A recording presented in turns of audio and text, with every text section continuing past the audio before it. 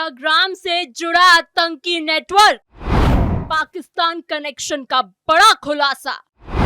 युवाओं को बना रहे थे स्लीपर सेल, पैसे और ब्रेन वॉश का खेल। पिछले 2 महीनों में उत्तर प्रदेश में आतंकी और देश विरोधी गतिविधियों में शामिल कई लोगों की गिरफ्तारी की गई है। यूपीएटीएस लगातार सतर्क नजर आ रही है, लेकिन सवाल ये है कि इतने आतंकियों का अचानक से गिरफ्तार होना सिर्फ प्रदेश ही नहीं बल्कि पूरे देश की सुरक्षा पर एक बड़े खतरे की बात है। इसी कड़ी में यूपीएटीएस ने गुरुवार को नोएडा से 2 संदिग्ध आतंकियों को पकड़ा है। आरोपी पाकिस्तानी गैंगस्टर्स के जरिए आईएसआई के संपर्क में थे और सोशल मीडिया के माध्यम से देश में स्लीपर सेल तैयार कर रहे थे।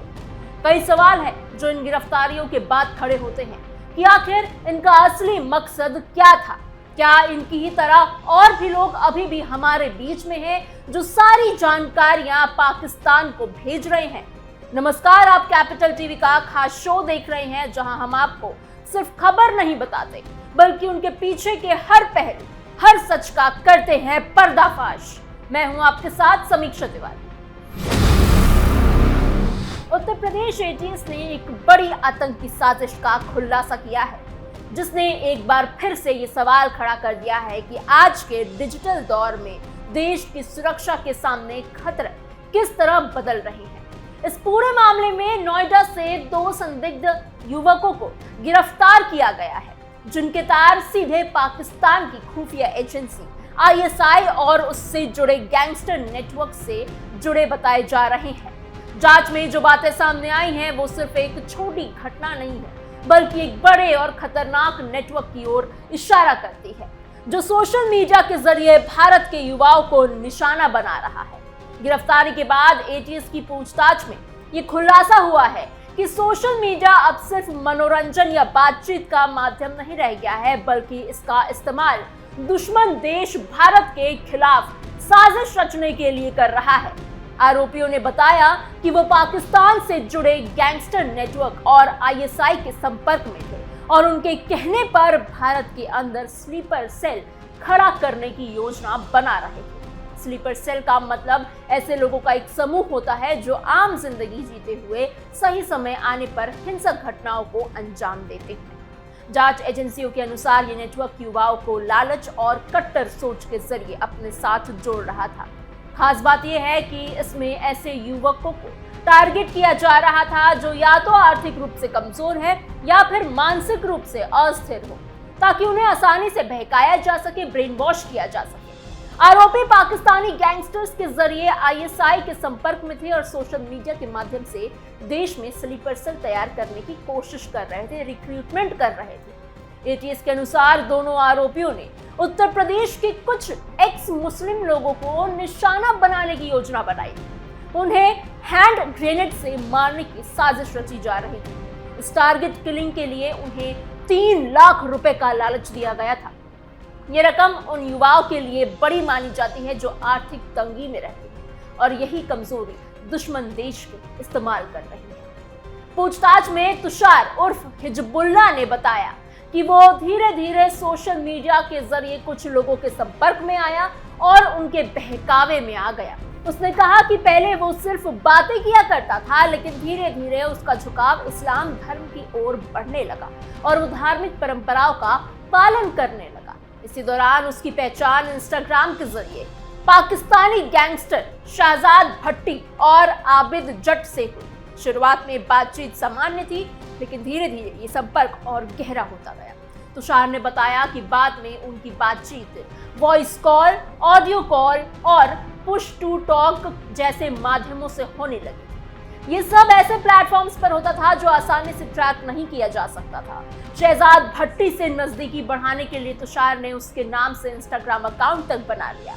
जब वो अकाउंट ब्लॉक हुआ तो उसने दूसरी आईडी बनाकर फिर से संपर्क करने की कोशिश की। इसी तरह उसने शहजाद का मोबाइल नंबर हासिल किया और सीधे बातचीत शुरू कर दी। पूछताछ में सामने आया कि एक आरोपी ने अपना नाम तुषार चौहान उर्फ हिजबुल्लाह अली खान बताया, जबकि दूसरे ने अपना नाम समीर खान बताया। तुषार मेरठ का रहने वाला है और समीर दिल्ली का निवासी है। दोनों ही पाकिस्तानी गैंगस्टर शहजाद भट्टी और आबिद जट के संपर्क में थे। ये भी सामने आया कि कट्टरपंथी पाकिस्तानी यूट्यूबर्स सोशल मीडिया के जरिए भारतीय युवाओं को निशाना बनाते हैं और धीरे धीरे उन्हें अपने जाल में फंसा लेते हैं। तुषार ने बताया कि उससे पहले 50,000 रुपए देने का वादा किया गया था और काम पूरा होने के बाद 2.5 लाख रुपए दिए जाने थे। उसे ये भी कहा गया था कि उसे आधुनिक हथियार उपलब्ध कराए जाएंगे और बाद में पासपोर्ट बनवाकर दुबई के रास्ते पाकिस्तान बुलाया जाएगा। ये सब सुनकर वो पूरी तरह से इस नेटवर्क से प्रभाव में आ गया था और उसने ये भी बताया कि ISI के एजेंटों के नाम लेकर उसे टारगेट दिए जाते थे, जिससे कि उसे लगता था कि वो किसी बड़े मिशन का हिस्सा है। ATS ने जब उसके पास से बरामद सामान की जांच की तो पाया कि पिस्टल और कुछ नकद पैसे भी इसी नेटवर्क के जरिए उसे दिए गए थे।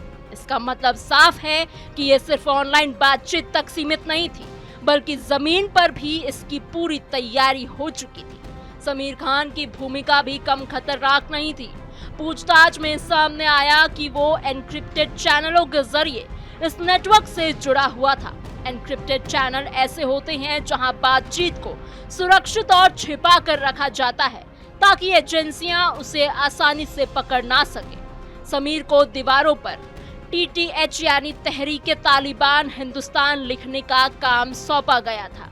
इसके अलावा उसे नए लोगों को इस नेटवर्क से जोड़ने की जिम्मेदारी भी दी गई थी। समीर और तुषार इंस्टाग्राम के जरिए एक दूसरे से संपर्क में आए थे और बाद में दोनों ने मिलकर पाकिस्तानी गैंगस्टर्स द्वारा दिए गए टारगेट की रेकी करनी शुरू कर दी थी। रेकी का मतलब होता है किसी जगह या व्यक्ति की पहले से जांच करना ताकि हमला करने में आसानी हो। दोनों आरोपी किसी भी घटना को अंजाम देने के लिए पूरी तरह तैयार थे। ATS के मुताबिक दोनों ने कुछ लोगों को जान से मारने की धमकी भी दी थी।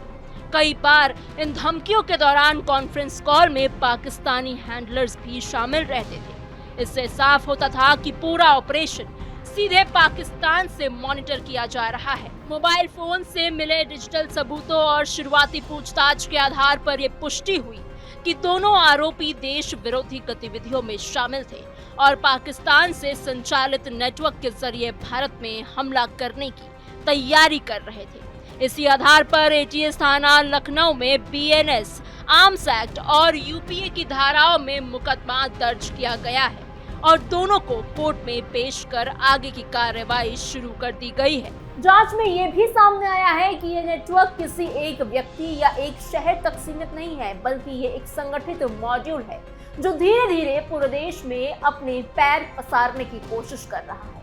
खास बात यह है कि इसमें ज्यादातर कम उम्र के युवाओं को ही निशाना बनाया जा रहा है और यह कोई पहला मामला नहीं। इससे पहले भी 4 संदिग्ध आतंकियों को हिरासत में लिया गया था जो कि लखनऊ रेलवे स्टेशन को उड़ाने की और उसे दहलाने की साजिश रच रहे थे।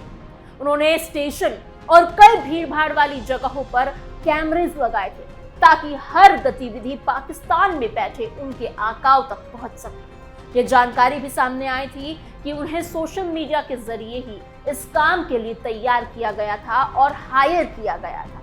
इतना ही नहीं, उन्हें QR कोड के जरिए पाकिस्तान से पेमेंट भी दी जा रही थी। ये तरीका इसलिए अपनाया गया ताकि पैसों का लेन देन आसानी से ट्रैक ना किया जा सके। इसी तरह गाजियाबाद से भी 8 संदिग्ध आतंकियों को गिरफ्तार किया गया था जिनके तार इसी तरह के नेटवर्क से जुड़े हुए थे। सबसे चिंताजनक बात तो ये रही कि इन मामलों में पकड़े गए लोग या तो नाबालिग थे या फिर बहुत ही कम उम्र के थे। इसका मतलब साफ है कि दुश्मन देश भारत के भविष्य यानी युवाओं को ही अपने निशाने पर ले रहे हैं। उन्हें पैसों का लालच देकर, धर्म के नाम पर भड़काकर और झूठे वादे कर कर उनके दिमाग को बदला जा रहा है। आज के समय में सोशल मीडिया एक बहुत बड़ा हथियार बन चुका है। जहां एक तरफ ये लोगों को जोड़ता है तो वहीं दूसरी तरफ इसका गलत इस्तेमाल देश की सुरक्षा के लिए खतरा बन सकता है। कई बार युवा बिना सोचे समझे किसी अनजान व्यक्ति से बात करना शुरू कर देते हैं और धीरे धीरे उनके प्रभाव में आ जाते हैं। एक्सपर्ट्स का मानना है कि ऐसे मामलों को रोकने के लिए सिर्फ पुलिस या एजेंसियों की जिम्मेदारी नहीं है, बल्कि समाज और परिवार को भी बड़ी भूमिका निभानी होती है। माता पिता को अपने बच्चों की ऑनलाइन गतिविधियों पर नजर रखनी ही चाहिए और उन्हें सही गलत का फर्क समझना चाहिए। स्कूल और कॉलेजों में भी इस बारे में जागरूकता फैलाने की अब बेहद जरूरत आ गई है। सरकार भी लगातार ऐसे नेटवर्क पर नजर बनाए हुए हैं और समय समय पर कार्यवाही कर रही है। एटीएस की इस कार्यवाही से एक बड़ी आतंकी साजिश को समय रहते नाकाम कर दिया है। अगर ये साजिश सफल हो जाती तो इससे कई लोगों की जान भी जा सकती थी और देश में डर और अस्थिरता का माहौल बन सकता था। इस पूरे मामले से एक बात साफ है कि आज का खतरा पहले जैसा नहीं है। अब दुश्मन सामने से नहीं वार करता, बल्कि वो आपके फोन के जरिए, सोशल मीडिया के जरिए आपके दिमाग तक पहुंचता है। इसलिए हर व्यक्ति को सतर्क रहने की जरूरत है। अंत में यही कहा जा सकता है कि एटीएस की सतर्कता और समय पर की गई कार्रवाई ने एक बड़ी घटना को होने से रोक दिया है। लेकिन ये भी सच है कि ऐसे खतरे अभी खत्म नहीं हुए हैं। हमें जागरूक रहना होगा, अपने आसपास के लोगों को जागरूक करना होगा और किसी भी संदिग्ध गतिविधि की जानकारी तुरंत संबंधित एजेंसियों को देनी होगी। तभी हम अपने देश को सुरक्षित रख पाएंगे और ऐसे खतरनाक नेटवर्क को जड़ से खत्म कर सकेंगे।